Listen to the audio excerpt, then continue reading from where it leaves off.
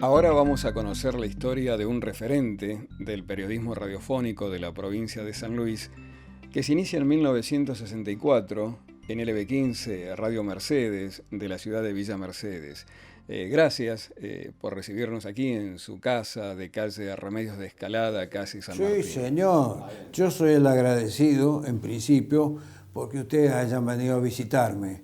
No es muy común que a los que pasamos por las radios, o cualquier otra actividad que sea, creo que es lo mismo, los jóvenes, los que vienen brotando, tengan la delicadeza, la atención, la amabilidad de venir a vernos, de charlar. Siempre hay alguna cosa que pueden rescatar de los años que uno ha pasado, y tan distintos años, porque, claro, yo vengo del tiempo en que de acá iban algunas personas a Buenos Aires a ver ciertos conjuntos, ya sea de tango o folclore. Pero para eso había que sacar un número en la radio en Buenos Aires. Y había que hacer cola. Cuando te tocaba entrar, salones auditorios muy importantes, tanto Radio El Mundo, Splendid, Belgrano, que eran 3 cabeceras, que era un anticipo, digamos así, de lo que hoy es Internet, ¿no? Porque de alguna manera difundían al país sus transmisiones, esas 3. Esta es su historia en la radio de la provincia de San Luis. Para una persona con más de medio siglo de ejercicio profesional, no creo que le resulte difícil presentarse. Yo soy de acá de Villa Mercedes, Freddy Rey de Zambrano, arranqué en noviembre de 1964. Yo no estaba acá, estaba trabajando afuera. Tenía una noviecita acá que me hizo un telegrama, porque en ese tiempo era la forma. Me hizo un telegrama diciéndome, venite que el concurso es tuyo. Bueno, yo me vine inmediatamente, casi que salí como estaba vestido a ver si tomaba qué ómnibus para venirme. En el camino me entero que el ómnibus que yo había tomado, no había tanta disponibilidad de ómnibus porque había trenes de acá a Córdoba. Yo estaba en Córdoba, de Córdoba acá. Cuando dice acá, se refiere a Villa Mercedes. Sí. Acá en Villa Mercedes, sabes que era un nudo ferroviario. De acá de Villa Mercedes teníamos trenes a Córdoba, trenes a Rosario, trenes a Bahía Blanca, todo lo cual quedó en la nebulosa del pasado, ¿no? Pero era muy linda época. Vine en el ómnibus cuando voy llegando acá a Mercedes me empiezo a enterar que el ómnibus no llega hasta Villa Mercedes, que el ómnibus llega hasta Río Cuarto. Había una policía caminera en un lugar que quedó como una suerte de refugio, algo así, no sé si existirá todavía, y ahí me bajé para hablar con los policías. Le digo, tengo que estar a tal hora en Villa Mercedes y no voy a llegar porque el ómnibus no pasa para allá. Y me dicen ellos, nosotros te vamos a conseguir algo, pero ¿sabes qué pasa? No tenemos hierba, no tenemos nada para tomar un mate. Bueno, ya quería decir todo. A mí qué me importaba. Teniendo yo con qué pagarla la hierba, le compraba 70 kilos si quería. Yo quería llegar acá. Ese era el objetivo mío, acá a Villa Mercedes. Yo quería llegar acá. Bueno, así fue como llegué a esta ciudad y cuando en Villa Mercedes me encuentro con que la radio no me había dado a mí el título de locutor. La radio lo que hacía era 3 locutores. Uno de ellos, Luis Horacio Sombra. Ustedes lo deben haber conocido en San Luis. en el canal de televisión, querido amigo, con millones de historias. Vos le veías la cara y nunca te enterabas de que el hombre era capaz de tantas cosas. Pero muy inteligente, muy inteligente. Bueno, las cuestiones de esas que son más llamativas, esas las dejamos para otra oportunidad. El negro contamos sus historias. ¿Cómo fue su inicio en LB15 en 1964? ¿Cuál era el contexto o la situación de la emisora? Sí. LB15 Radio Mercedes. No era Villa Mercedes. Esta identidad de Villa Mercedes comenzó a dársele mucho impulso cuando vino la democracia. Porque ahí había un par de personas que les gustaba, no sé por qué, que se llamara Villa Mercedes. Pero yo te voy a dar una foto a vos de la portada del LB15, Radio Mercedes, donde no dice Villa. Y bueno, todas las instituciones de acá, las entidades se llamaban así, Mercedes. La estación de ferrocarril era la estación Mercedes. El correo, lo mismo. Todo era Mercedes. Después se impulsó eso de decir Radio Villa Mercedes. Pero antes había habido unos atisbos también de poner, la verdad, que es una cuestión semántica. No creo ni que sea más ni que sea menos. Sencillamente era distinto. Yo empecé a trabajar directamente en el mes de noviembre de 1964. Y ese mes de noviembre, porque éramos tres, porque estaba también Norma Rita Trujillo. Y bueno, ahí se hizo una, ¿cómo podríamos decir? Bueno, nos circularon en distintos objetivos. Y yo fui a informativo y Norma Rita Trujillo con Luis Horacio Sombra comerciales.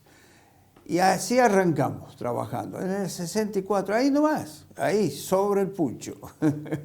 Como una persona interesada en las instituciones de Villa Mercedes, ¿qué datos tiene sobre el origen e inauguración de LB15 en 1948? Sí, 1948, el día 25 de abril se inauguró con una gran fiesta porque como era una noticia realmente que despertaba expectativas, ¿no es cierto?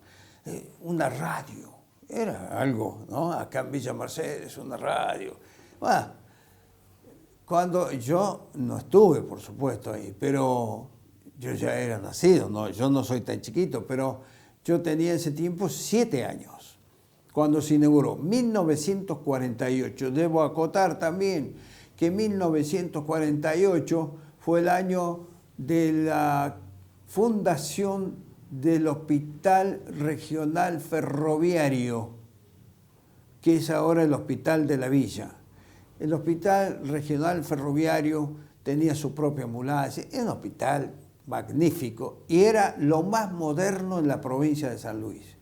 En toda la provincia lo más moderno era el Hospital Ferroviario, porque estaba construido con las últimas tendencias hospitalarias y con la forma también que se traía de trabajar de los centros más avanzados.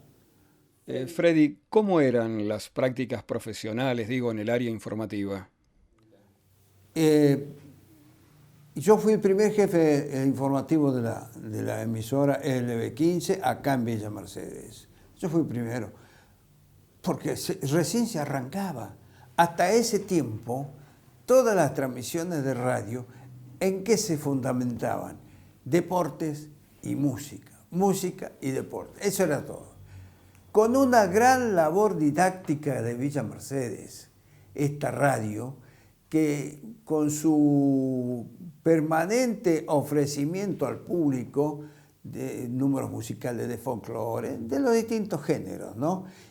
Y concursos para los chicos, iban apareciendo nuevas voces, nuevos instrumentistas también.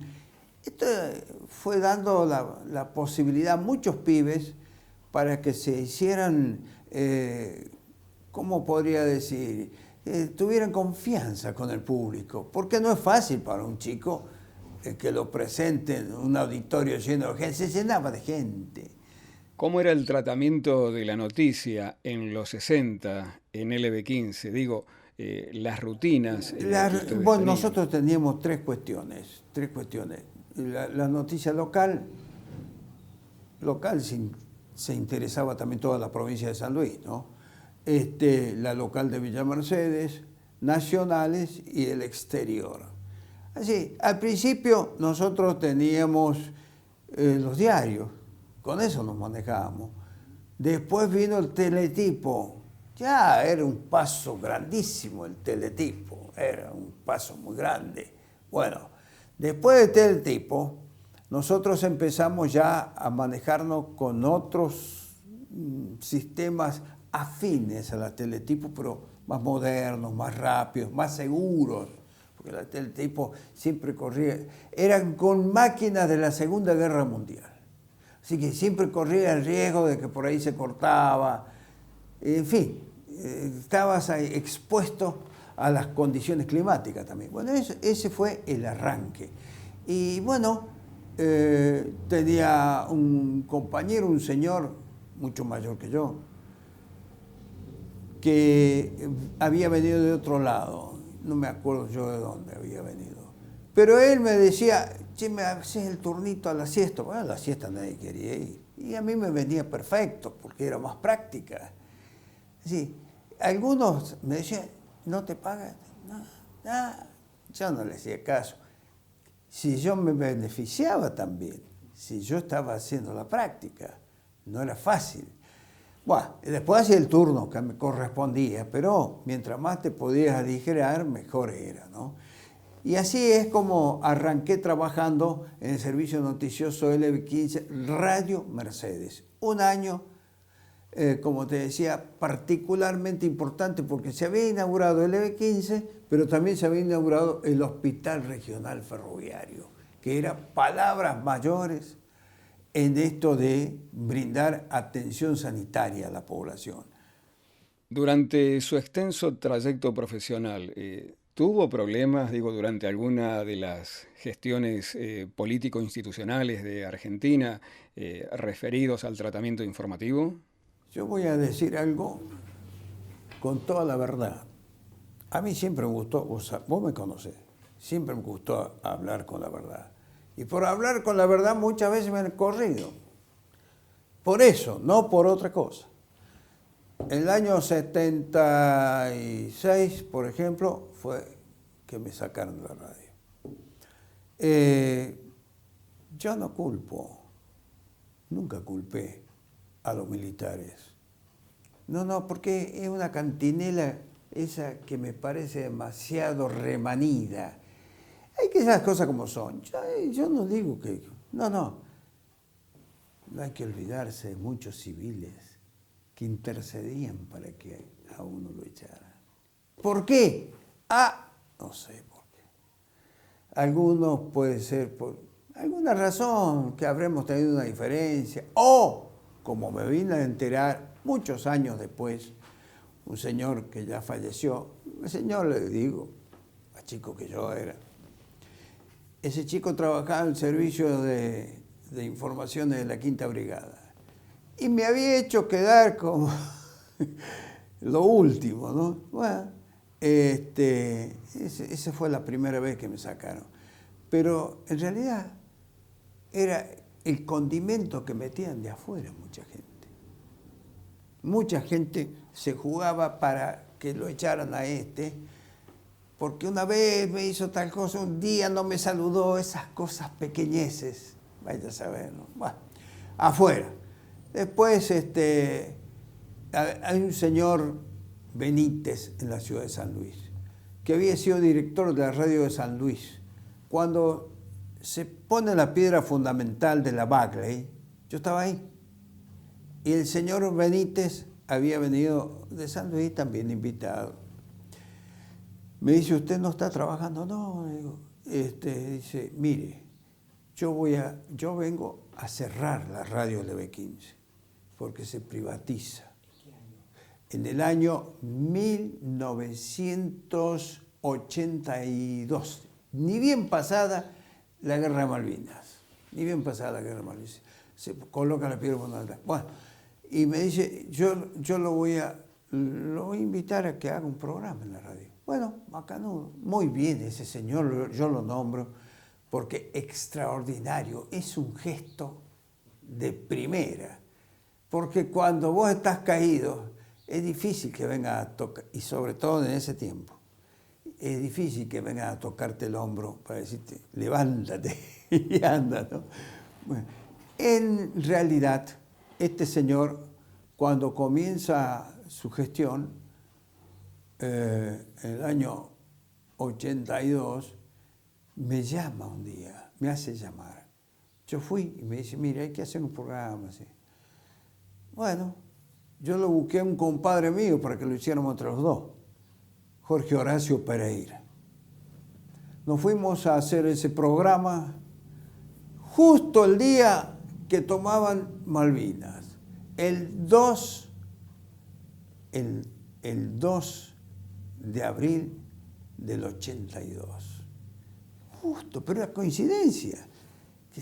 Veíamos la teletipo a ver qué había para pasar en el programa y sabía que había desembarcado las tropas argentinas. ¿Esto qué es esto? No lo podíamos creer, creíamos que era... Y bueno, así comenzamos nosotros ese programa que se llamaba Micrófono Abierto, porque la intención era dejar el micrófono para que se expresara, bueno, la gente que tuviera algo para decir, ¿no? Freddy, le hago una propuesta como para ir cerrando. Supongamos que estamos en la década del 60, 70, en LB15 Radio Mercedes. Yo sería el operador y estamos por salir al aire. Le voy a pedir a ver que presente la apertura de los boletines informativos de LB15 como lo hacía ya por las décadas del 60, 70, ¿sí? Bueno, vamos. Atención, boletín informativo. 1, 2, 3, aire. Informa LB15 Radio Villa Mercedes con noticias locales propias, nacionales de la Agencia de Telecables del Exterior de France Press, ANSA, DPA y Reuters. Freddy Zambrano, decano del periodismo radiofónico. ¿Qué le dejó su carrera profesional? Hay cosas que a veces me emocionan. El reconocimiento de la gente, que me reconocen, ¿no? Dice, ahí viene fulano. Y hay cosas que yo no sé si lo conté en un programa tuyo en San Luis cuando estuvimos el año pasado, pero un día voy caminando por una calle céntrica, la calle Tucumán, cerca de un bar acá en Villa Mercedes que se llama El Viejo Molina. Ahora es El Viejo nada más, Molina no más.